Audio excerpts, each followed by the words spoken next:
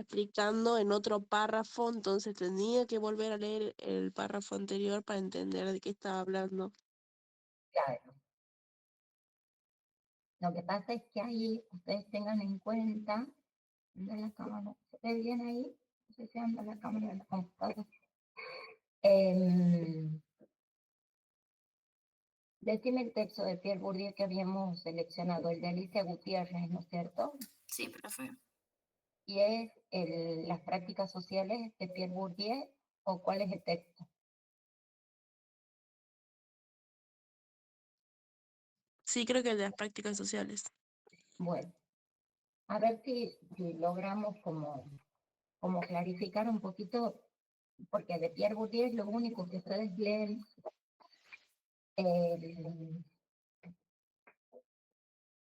vamos a ver, ¿qué conceptos han leído de Pierre Bourdieu, por ejemplo? El de violencia simbólica, el que trata Alicia Gutiérrez. Muy bien. Sí. ¿Y qué han entendido por la violencia simbólica? Que, o sea, que no tiene que ser necesariamente una violencia física, sino que, por ejemplo, a través de, ¿cómo es? De discursos, se puede generar una violencia también, o sea, a través del habla.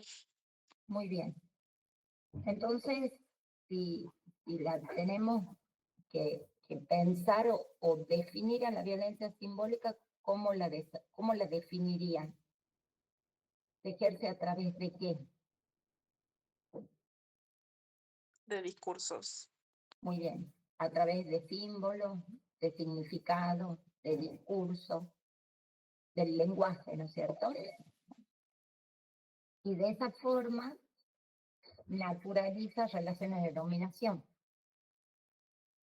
sin necesariamente recurrir a las fuerzas físicas, como decías vos, Sofía, recién. ¿Sí? ¿Qué ejemplos podrían pensar de violencia simbólica?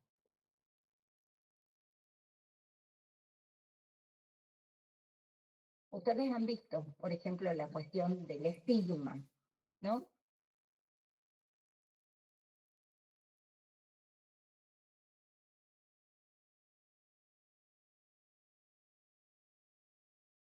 Por ejemplo, los estereotipos de género, ¿no? Las mujeres como Sí discursos decían, sociales. Por ejemplo, los hombres no lloran. habían dicho en el texto que un ejemplo común era, por ejemplo, que la mujer tome como normal quedarse en la casa a hacer actividades domésticas mientras el hombre trabaja. Bueno, ahí tienen claramente, ¿sí? O vos, porque sos mujer, tenés que levantar los platos, por ejemplo. ¿No? Cuestiones que están en los discursos que se manejan de esa forma y se sostienen, se naturalizan. Por eso él refiere a lo simbólico, ¿sí?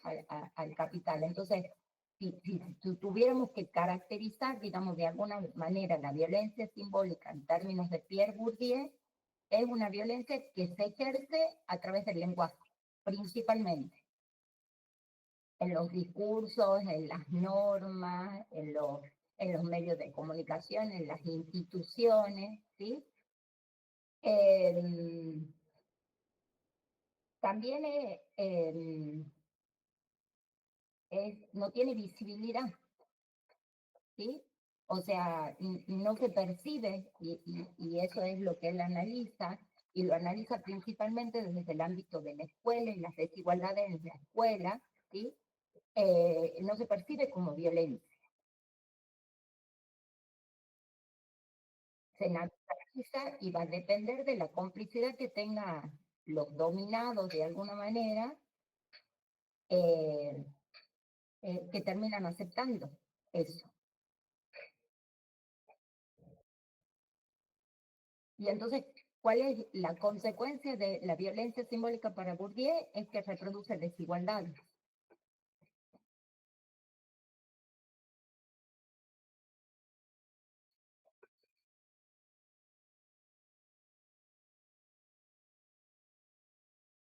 Y profe, ¿cómo yo puedo relacionar eso con la ontología? Con, Ontología y el hábitus, que es lo que habla después. bueno, ahí está, es muy buena la pregunta, Sofi. Ustedes han entendido el concepto, a ver, yo les voy a presentar, porque ustedes tienen directamente violencia simbólica porque es el concepto de poder, pero Alicia Gutiérrez tiene en ese texto de las prácticas sociales lo que es la visión integrada de Pierre Bourdieu. ¿Ustedes se acuerdan del parcial eh, cuando nosotros hemos trabajado Durkheim y Weber como corrientes eh, opuestas o polarizadas? Durkheim dentro de la línea más objetivista, positivista, ¿sí? Y Weber más de la línea comprensiva e interpretativa, ¿no es cierto? Sí, Entonces, Bourdieu es un sociólogo contemporáneo, nace en el 30, muere en el 2002 en Francia, y entonces él es un sociólogo que trabaja mucho en el campo, es decir, él eh, trabaja con lo que nosotros en investigación decimos con clave empírica, tiene mucho trabajo en terreno, ¿sí? De hecho, hay un libro de él que se llama La misteria del mundo, que recopila todas las entrevistas que él va haciendo para llegar a lo que él denomina la teoría del hábito, ¿sí? Si nosotros tenemos que conceptualizar el cuerpo teórico de Bourdieu, es la teoría del hábito. ¿Qué es lo que él dice? Él dice que él habla de la doble existencia de lo social, ¿sí? Él dice, lo social existe en las cosas, y ahí vemos fuertemente la influencia de Durkheim, ¿sí? Lo social, dice, existe como campo, y lo social existe hecho cuerpo, y existe, cuando plantea lo hecho cuerpo, él dice, existe en tanto hábito, ¿sí? Entonces, cuando nosotros analizamos los fenómenos sociales, no podemos tener en cuenta, no podemos dejar de tener en cuenta en las prácticas sociales, dice él, esta doble existencia en lo social, en los campos y en los cuerpos, ¿sí? En las cosas y en los cuerpos. Cuando él define los campos sociales, dice los campos, y lo deben haber leído, él toma una analogía con el cuerpo, con el campo de juego, ¿sí? Dice, los campos están en un sistema de posiciones, dice él, y relaciones de posiciones, ¿sí? Todos los jugadores que están en el campo están dispuestos a jugar ese juego, ¿sí? Porque en ese campo lo que va a definir el campo es un concepto clave que es el concepto de capital. Capital es un concepto que Bourdieu toma de Marx, que Marx, el último escrito de Marx, que ya es publicado post-mortem, que es el 3, me parece, el tomo 3, que es el capital. Él habla del capital económico. Bourdieu toma ese concepto de capital, pero dice, es un conjunto de bienes que se transfieren, se ganan, se pierden, ¿sí? Y que no solamente está restringido al capital económico, sino hay diferentes tipos de capitales puestos en juego, ¿sí? El capital eh, económico, el capital social, el capital cultural, el capital, y el único tipo de capital que no define campo social, dice Bourdieu, es el capital simbólico. ¿Me van siguiendo hasta ahí? creo que no tanto. No tanto. Em, a ver, Sofía, si podemos pensarlo desde... ¿Alguien más ha leído además de Sofía? Sí, profe, yo quedé ahí en la mitad. Pero Ah, igual, o sea, la estoy mitad. perdido ahí en lo que me dijo de los capitales, que hay distintos tipos de capitales, ¿puede ser? Mm. A ver, Ustedes están en la vida universitaria, ¿no es cierto? Sí, profe. Sí, Sí, ¿Por qué están en la universidad? porque decidimos ir a la facultad y porque terminamos la secundaria. porque queremos trabajar después. Secundaria, porque tienen incorporado de alguna manera hecho cuerpo, que una vez que terminan la secundaria van a ingresar a la vida universitaria, ¿sí? Porque la vida universitaria posibilita la obtención de un título, porque obtener un título permite una mejor calidad de vida o una mejor inserción laboral. ¿Están de acuerdo conmigo? Sí, Muy bien. Bueno, ¿qué? Más o menos. Yo tengo acá una colega que está diciendo, bueno, más o menos, porque en ese más o menos, en esa crítica que ella está haciendo, está analizando un poco más allá, ¿sí? Eso es lo que nosotros hemos naturalizado, y eso diría Bourdieu es parte de la violencia simbólica también, porque es lo que hemos terminado creyendo que era así. Pero en este contexto y con estas condiciones, porque no toda persona que termina la vida secundaria tiene la posibilidad de acceso a la vida universitaria, ¿sí?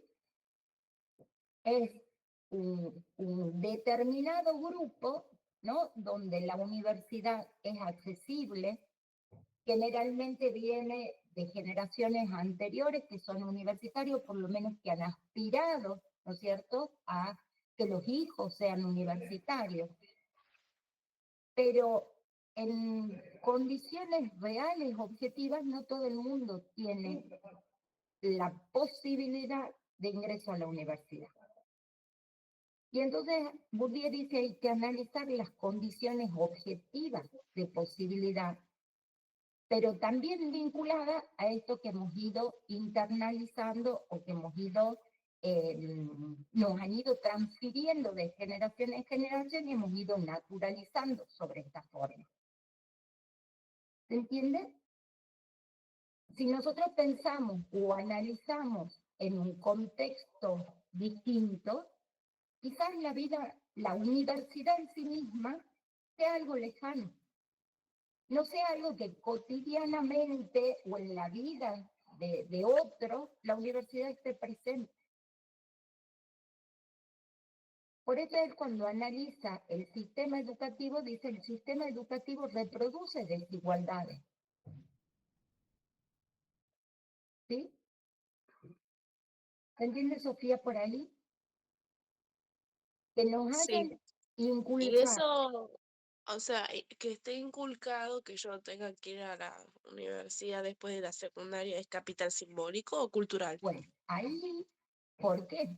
Porque cuando uno entra a la universidad, ¿no es cierto? Ahí hay parte de esta violencia simbólica que nos han ido imponiendo, que nos han ido moldeando, que nos han ido formateando. Fíjense, yo he llegado hasta la vida universitaria, pero ¿cuántas veces hemos escuchado que para ser alguien uno tiene que entrar en la escuela, tiene que estar formado, para ser mejor tiene que obtener mayor capital cultural, ¿no es cierto? Por ejemplo, el tema del idioma o el tema de bueno, la titulación de posgrado, por ejemplo, para los docentes. Bueno, hay muchas cuestiones que van impregnando la vida social y nosotros las naturalizamos y vamos funcionando en torno a eso. Ahora, cuando nosotros decimos capital cultural y decimos el sistema educativo, porque lo que define ese campo es justamente el capital cultural, Sofía, ¿sí? ¿Qué es el capital cultural? Bourdieu dice el capital cultural es el capital más refinado, ¿sí? Es el que muchas veces distingue, por ejemplo, si tomamos el concepto de hábitos de clase, es el que hace la distinción, ¿sí? El que distingue justamente por esta característica particular que tiene el capital cultural. Y él dice, el capital cultural se presenta de tres maneras, ¿sí? El capital cultural institucionalizado, ustedes para poder, y lo ha dicho Sofía recién, para poder ingresar a la vida universitaria, ustedes han necesitado un título secundario. Si no, no pueden ingresar. Ese título secundario es capital cultural institucionalizado, está avalado por una institución que certifica que ustedes han culminado el secundario. Después tienen el capital objetivado, ¿sí? Lo objetivado es el capital, los libros, por ejemplo, el material que ustedes van adquiriendo a lo largo de su carrera, ¿sí? En las obras de arte que tienen materialidad, eso significa objetivado. Y después tienen el capital hecho cuerpo.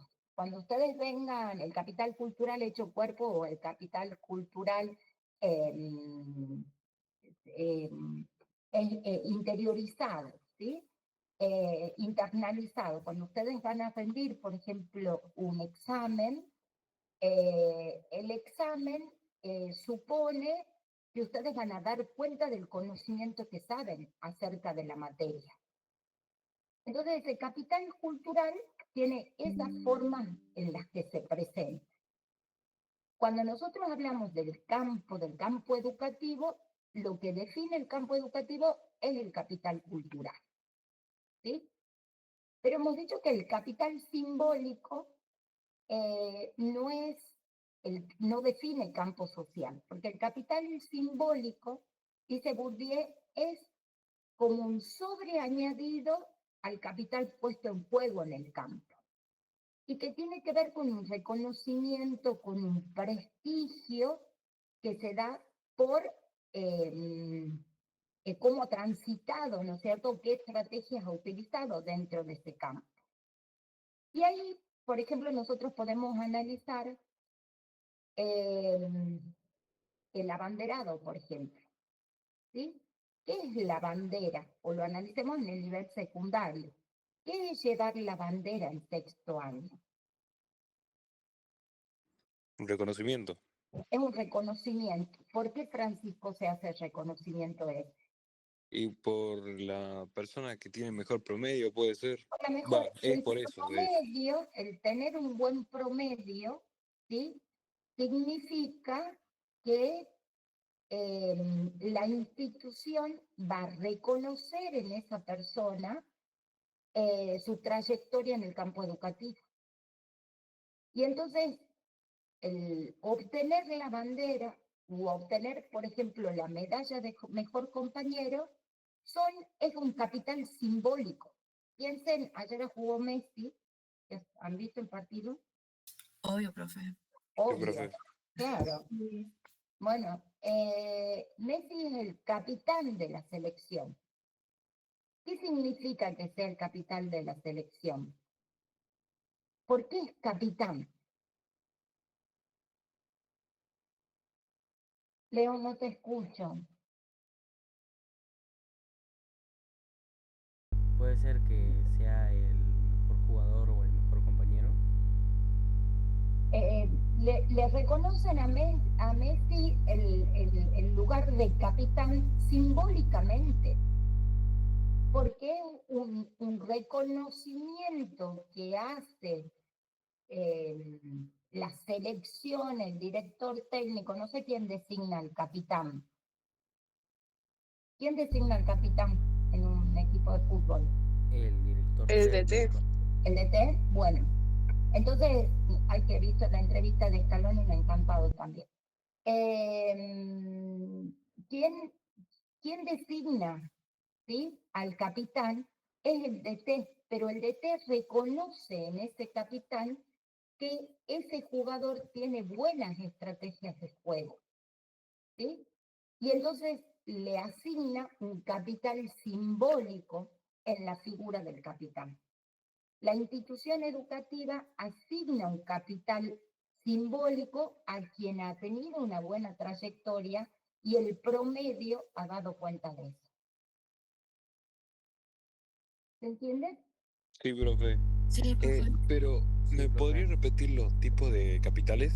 Sí, los capitales Por son el capital económico, que tiene que ver con dinero, tiene que ver con tierras, tiene que ver con posesión material vinculada a lo económico, el capital social, que tiene que ver con las redes, las vinculaciones, las relaciones con el otro, ¿sí?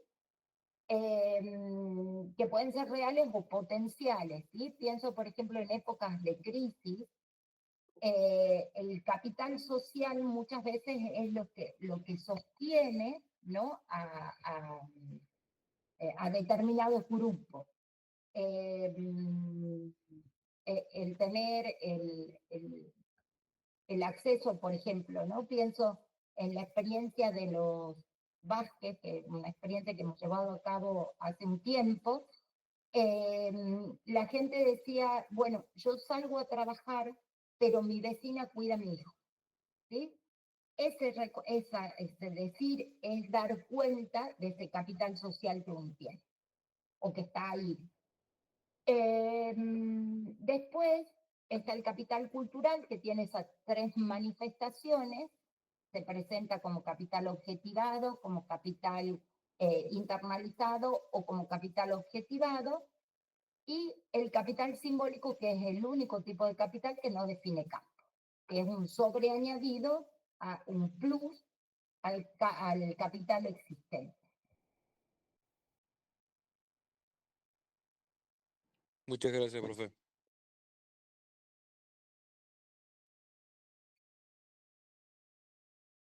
Bueno, y entonces ahí está en la existencia de lo social hecho cosa, ¿sí? Siempre que nosotros analicemos el campo, tenemos que analizar el campo como sistema de posiciones y relaciones entre posiciones, con jugadores dispuestos a jugar ese campo y con un capital puesto en juego, ¿sí? Cuando Bourdieu dice capital, dice posiciones, relaciones, jugadores dispuestos a jugar ese juego, siempre ahí hay un interés, una ilusión, dice Bourdieu, puesto en juego, ¿sí? Ustedes tienen puesto en juego ahora su título y entonces por eso están jugando y tienen una posición dentro de este campo educativo, que la institución es la universidad, la facultad, ¿sí? Entonces están haciendo su trayectoria en este campo,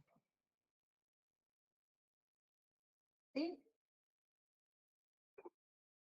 Ahora, si nosotros cuando ustedes se reciban, por ejemplo, van a entrar a jugar en otro campo, quizás estén trabajando en una empresa, donde el capital que va a estar en juego va a ser otro tipo de capital, no el cultural, sino el capital económico.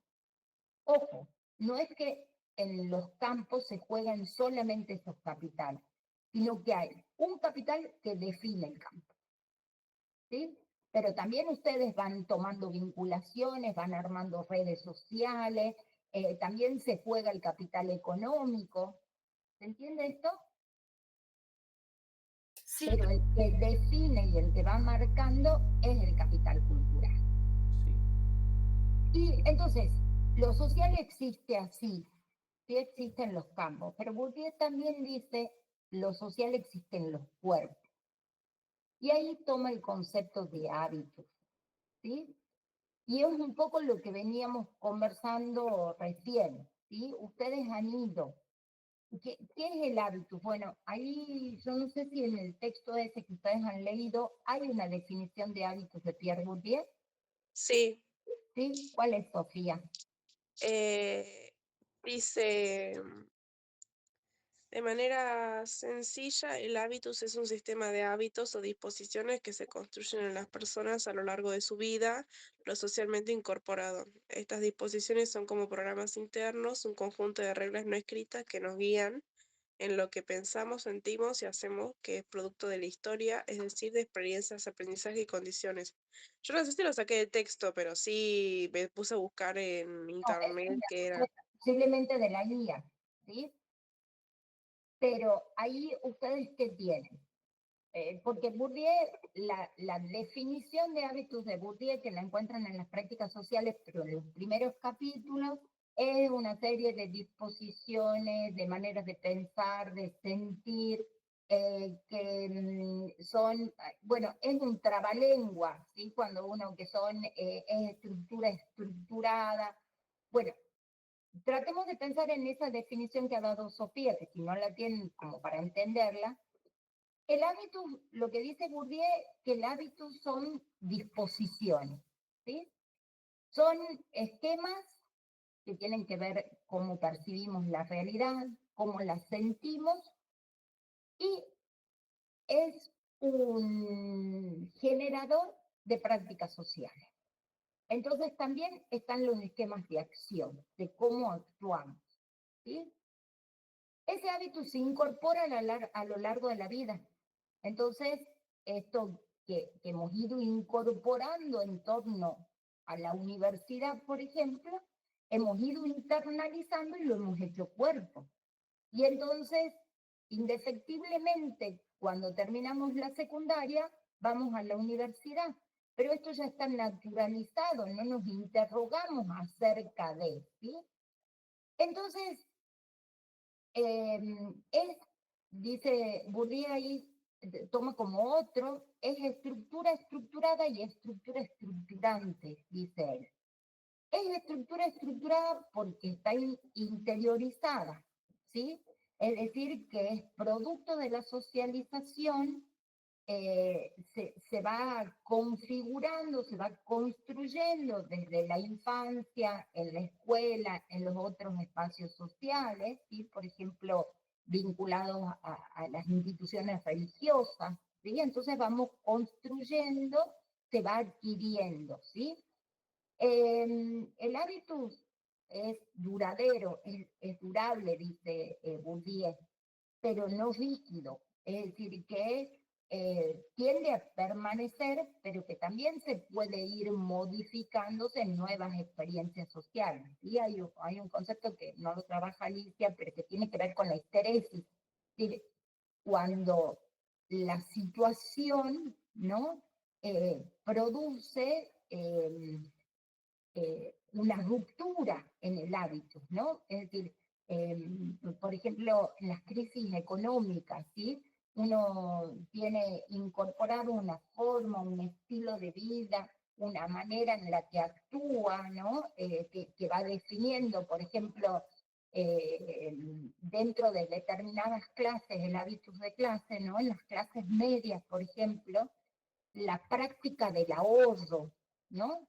Es como que, bueno, se cobra el sueldo y se ahorra lo que se puede. Entonces, en épocas de crisis, esa práctica del ahorro o la práctica del consumo cultural, por ejemplo, de ir al teatro, ir al cine, de la práctica social del cafecito, ¿no? Esa práctica, producto de la crisis, no, y entonces produce en las personas cierto desconcierto, como que no saber dónde está parado, ¿no? Porque lo que hacía en ese proceso de rutinización de su vida se irrumpe por esta situación. Y entonces, todo eso que hemos incorporado, ¿no? Se pone en cuestionamiento o entero por condiciones externas. Entonces, o el hecho, por ejemplo, de la crisis, ¿no? Haber internalizado o en esta práctica de sostener el espacio de la universidad, que hoy sabemos que tiene un costo muy alto, bueno, cuando eso no se puede por condiciones económicas, desestabiliza a esa persona, a ese grupo social. ¿Sí? Entonces, es duradero, porque es transferible, pero no es rígido, es decir, se puede ir modificando de acuerdo a las cuestiones. Cuando nosotros decimos generador de prácticas, es porque de alguna manera orienta o guía eso que parece natural. Terminar el secundario y ingresar en la universidad. ¿sí? Ese hábito, esa forma que hemos ido incorporando, lo hacemos naturalmente, ¿sí? Como lo ha dicho Sofi, porque hemos terminado la secundaria y estamos en la universidad. Eso no es algo natural, no es, lo hemos ido incorporando en ese proceso social. Y entonces eso nos ha llevado a actuar de determinada manera, ¿sí? Profe, Sí, no entiendo por qué no sería algo natural. Francisco, porque lo natural es algo que existe porque sí, pero esto es naturalizado. Permiso. Hola, ¿qué tengo? Me dijo Florencia que tiene que poner 10 horas, porque si no, no da la suma de como que estaba de mal. Pero el curso son 30 horas.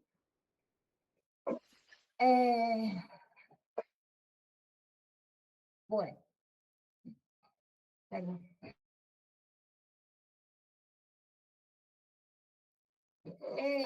Estamos ahí. Francisco, ¿por qué no es natural? ¿Qué es la realidad natural? Lo normal. Eh, Una cosa es natural y otra cosa es naturalizado, Francisco. Lo natural es algo que existe porque sí. La naturaleza existe, ¿sí? claro Lo que que es naturalizado es lo que incorporamos a lo largo de la vida, actuamos en función de eso, que no existe. Nosotros no hemos nacido sabiendo hablar español, por ejemplo. No hemos nacido eh, sabiendo que vamos a ir a la universidad. El ser humano es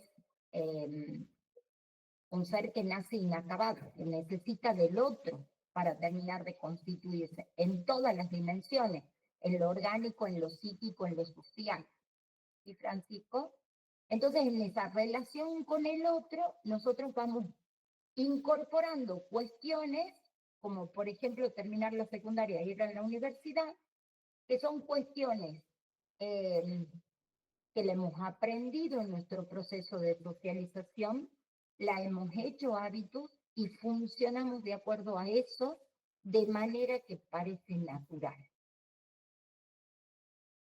Como si siempre hubiera existido en nuestra vida eso. Pero no es que siempre ha existido, es que hemos ido incorporando y de esa manera hemos ido actuando. ¿Se entiende? sí, y acá en este tema de la naturalización, ¿entraría lo de la cultura también, que no, profe? Por supuesto, Francisco, porque todo eso tiene que ver en qué espacios sociales son los que nos movemos. No todos incorporamos de la misma manera las mismas cosas, ¿sí? Eh, eh, a ver, es como pensar en qué contexto existen. Nosotros en el año 2012, por ejemplo, hemos hecho una investigación que tenía que ver con embarazo adolescente. Era una investigación en nivel del secundario, ¿sí? Lo hice con estudiantes secundarios. Y entonces, ¿qué significado tenía el embarazo adolescente en dos grupos, ¿no? Un grupo era un grupo urbano y el otro grupo tenía que ver con el embarazo adolescente en zonas rurales. Bueno, ahí ha sido bien interesante estas cuestiones porque en realidad lo que en el grupo urbano se veía como un problema, ¿no? Como una cuestión en la que iba a impedir, por ejemplo, el tema de poder dar continuidad a los estudios, los cuestionamientos por parte de los pares, la resistencia por parte de los tutores o de los padres. Entonces era vivenciado, significado como una cuestión problemática. Pero en la zona rural, y uno de los mayores impedimentos era no poder continuar con los estudios universitarios. Pero cuando nosotros hacemos el estudio en zona rural, el embarazo adolescente aparece como un proyecto de vida. ¿Sí? Lejos de ser una situación problemática, era un proyecto de vida. Pero esto tenía que ver con que la proximidad a la vida universitaria, esto que para nosotros está naturalizado, en este grupo social, no, la universidad no era lo que daba continuidad al secundario. En el momento en que nosotros hemos hecho, en la zona donde nosotros hemos hecho, no había todavía establecimientos secundarios, solamente había una escuela primaria, ¿no? Y entonces se terminaba la primaria y ahí había un punto de desanclaje, ¿no? De pensar en qué, cómo, ¿no? Y bueno, era muy interesante pensar porque ahí sí había como una división de género, por ejemplo, donde, y rituales de paso, ¿no? Donde, por ejemplo, los varones de la familia tenían que ir a trabajar a la cosecha, por ejemplo, ¿no? Era una zona eh, donde se cosechaba mango, arándano, no me acuerdo qué era, pero el varón salía de la secundaria, se hacían unos rituales de paso, que los rituales de paso tenían que ver con que los varones adultos de la comunidad llevaban a estos preadolescentes a los bares de los adultos, ¿no? Y esto tenía que ver con una cuestión del consumo de alcohol, ¿no? Como una forma de hacerse hombre para el campo.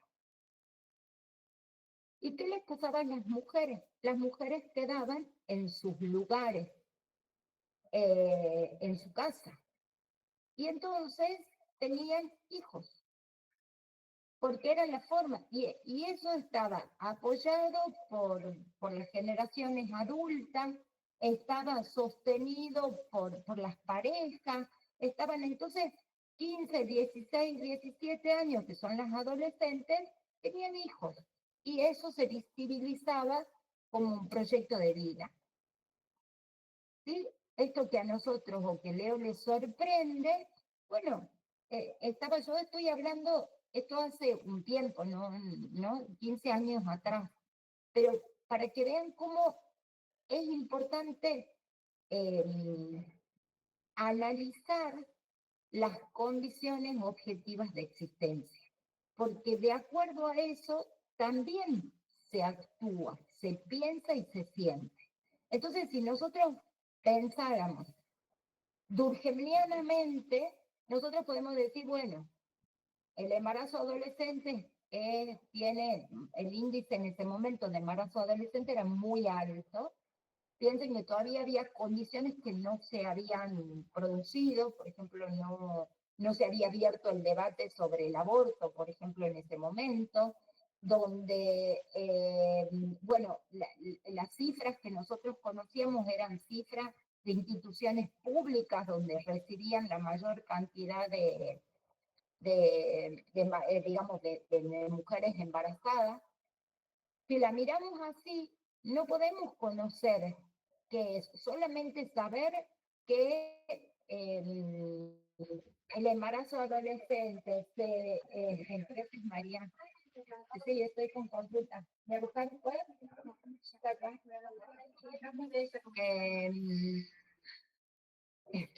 El embarazo adolescente creo que representaba en este momento el 19 o el 20%, eran personas, se medía entre 10 y 19 años en las cifras, y de todos los embarazos del año, el 20 o el 25%, no me acuerdo, eran adolescentes. Y entonces, eso sería un análisis durkheimiano. Y si nosotros lo analizamos desde la perspectiva de Weber, posiblemente no podríamos como quedarnos con esa regularidad, ¿no? Es decir, mirar cómo se va generando, cómo se significa este embarazo adolescente. Entonces, lo que dice Bourdieu es no. Son callejones sin salida analizar los fenómenos sociales desde un lugar o desde el otro. Entonces, hay que analizarlos articuladamente, de una manera integrada. Hay que analizar cuáles son las condiciones objetivas en las que eso se desarrolla y teniendo en cuenta cuáles son los procesos que se han ido naturalizando. ¿Se entiende? Esto también es parte de la violencia simbólica. Sí, Porque profe, se entendió. se entiende, Francisco, es decir, esto se va naturalizando y se va construyendo, y entonces, ¿qué posibilidades hay de pensar en algo distinto? Y esa forma o nos van moldeando o nos van en función de eso, ¿sí? La alimentación, por ejemplo, ¿no? La vez pasada me tocó estar en una tesis de una nutricionista que analizaba los índices de masa corporal, peso, las medidas antropométricas en dos grupos, un grupo urbano y un grupo rural, ¿no? Y entonces, esto, y en el grupo rural había un índice mayor, más vinculado al sobrepeso. Y entonces, claro, eso para ella era una regularidad. Pero si nosotros nos aproximamos desde lecturas distintas, por ejemplo, podríamos ver que el cuerpo robusto, ¿no? Tiene que ver con una mejor preparación para la vida productiva, para el trabajo en el campo, entonces las abuelas dicen, cuanto más gordito, mejor, ¿no? No están impregnados, digamos, de alguna manera, de un estilo de vida que tenga que ver con los fitness, con la alimentación, porque todo eso vamos a ir naturalizando, pero depende en qué condiciones objetivas eh, nos vamos, eh, existen y vamos incorporando. ¿Se entiende? Sí, Y ahí profe. juega la violencia simbólica, juega el campo, juega el hábito. Profe, yo tengo una pregunta. Y esto, tipo, el hábitus lo podemos entender como generador del sentido común, que es lo que planteaba Bauman. Bueno, es generador de prácticas Ujú. y en el sentido común en la vida cotidiana se va construyendo. ¿Se entiende? Sí, ¿Se acuerdan cuando Bauman dice, es la experiencia del sentido común la materia prima de la sociología? Bueno, ahí está, porque en esa vida cotidiana de Schutz, en eso, es donde nos vamos produciendo y reproduciendo lo social, ¿sí? Que si ustedes toman el concepto de Berger y Luhmann, es la construcción social de la realidad no existe porque sí, sino cómo la vamos construyendo, ¿sí? Y entonces se van configurando y preconfigurando estas formas de reproducción social.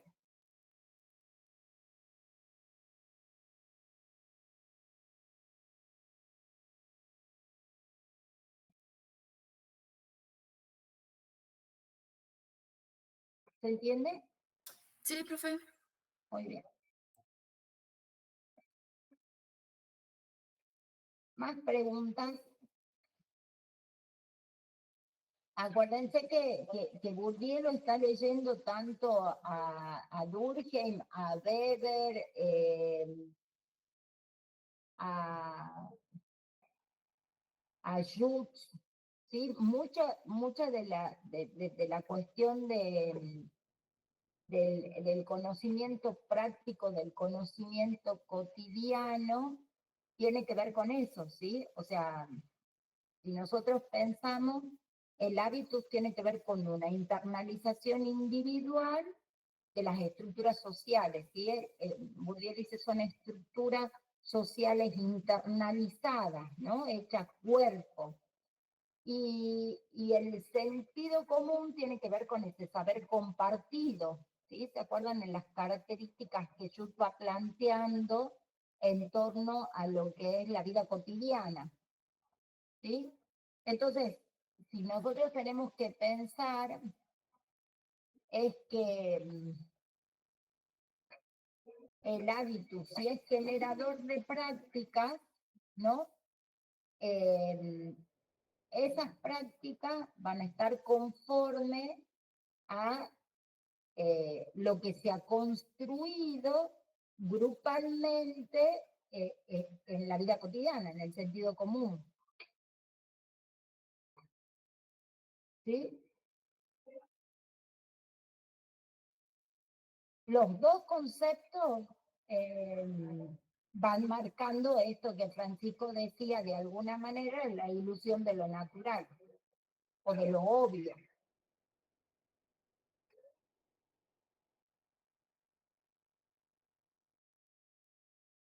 Pero el sentido común es una construcción colectiva.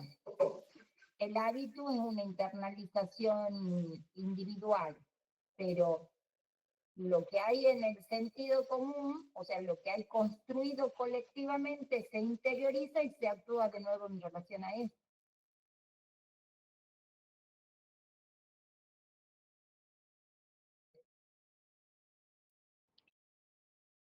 Ahí ellos toman la actitud natural, ¿no? Como una forma natural de actuar.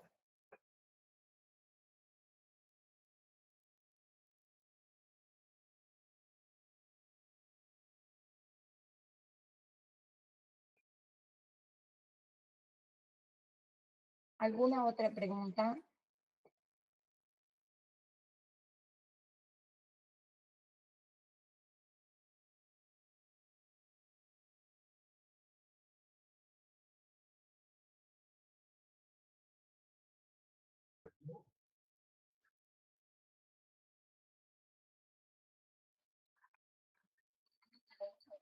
Los otros textos ya han resultado sencillos.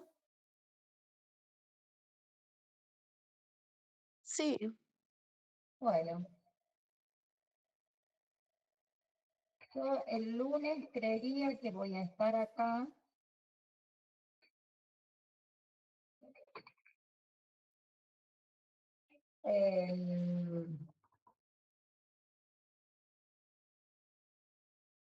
Eh, pero bueno, ya con una consulta presencial, si es que quieren, y después de las 12. Y el martes antes de la clase, pero posiblemente esté en una reunión, así que no sé si miren, estigma, ah, es importante que lo vean, eso sí está en el parcial, deténganse en lo que es la identidad real y virtual, ¿sí? Desde el texto de Goffman o la figura del desacreditado y el desacreditador. Analicen profe, ¿en qué ah, textos está eso? en el texto de estigma de Goffman. ¿No era ¿Identidad que, real dijo, profe? ¿Cómo? Identidad real, identidad virtual. Gracias. no era que de la... ¿Está hablando en unidad 4? No, de la unidad 3. Ah, De ok. la unidad 3.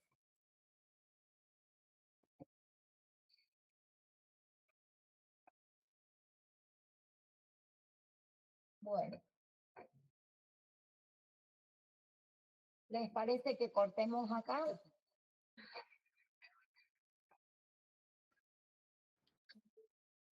Sí, ¿Sí? sí. Sí, profe. Bueno, los espero si quieren el lunes, si alguien necesita consulta, si no nos vemos el martes.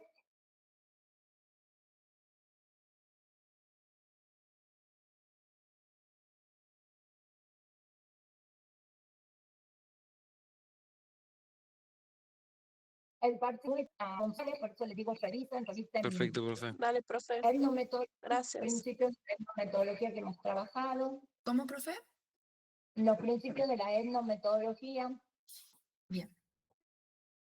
Todo lo que más o menos hemos visto en la unidad 3 completa. Y de la unidad 4, después seguimos trabajando. ¿Sí? Son 5 preguntas con 4 promociones.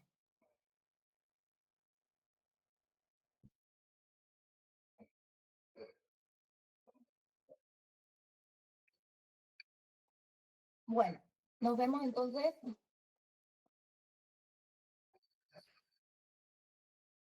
Yo quiero contarles antes de que esto se corte solo. Bueno, profe, nos vemos. Nos vemos, Chao, profe. profe. Buen fin de semana. Buen Nos día. vemos, profe. Gracias. Nos vemos el martes.